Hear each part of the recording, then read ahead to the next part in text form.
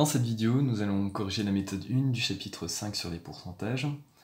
Donc 125 000 lunettes anti-lumière bleue ont été vendues en France en 2017. Il y a eu une augmentation de 12% en 2018, donne le coefficient multiplicateur associé à cette évolution, puis détermine le nombre de lunettes vendues en 2018. Donc on va répondre à la première question pour commencer.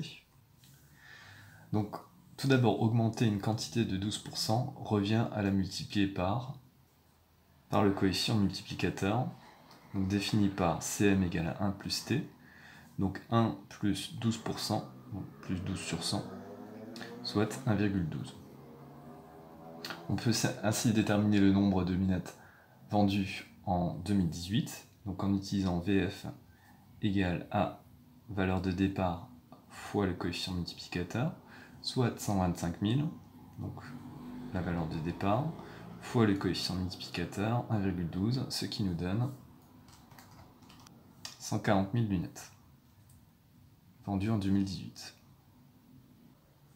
Faisons maintenant la deuxième question. De 2018 à 2019, il y a eu une diminution de 27%. On veut déterminer le coefficient multiplicateur associé à cette évolution et déterminer le nombre de lunettes vendues en 2019. Donc de la même façon que tout à l'heure, diminuer une quantité de 27% revient à la multiplier par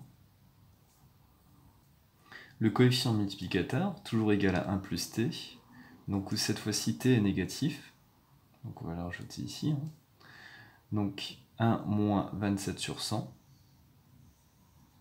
soit 1 moins 0,27, soit 0,73. On peut alors déterminer le nombre de lunettes vendues en 2019, toujours avec la même formule.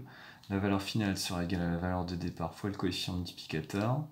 Donc la valeur de départ ici c'est 140 000, donc la valeur qu'on a trouvée en 2018, fois donc 0,73, ce qui nous donne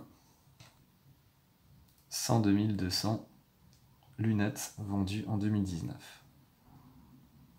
Faisons maintenant la question 3, où on nous dit que de 2019 à 2020, un magasin A suppose que le nombre de lunettes vendues va être multiplié par 1,08, et un magasin B suppose que ce nombre va être multiplié par 0,74.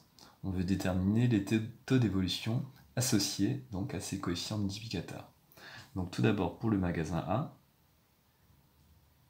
le coefficient multiplicateur donné est 1,08, donc ce qui correspond à 1 plus donc 0,08, donc la valeur de t correspond à 0,08.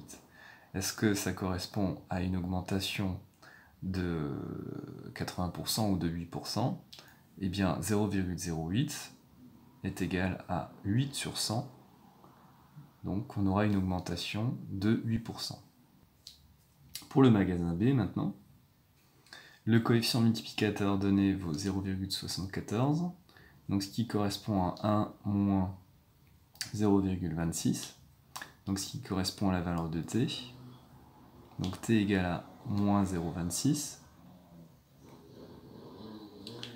c'est-à-dire moins 26 sur 100. Donc ce qui correspond à une diminution de 26%.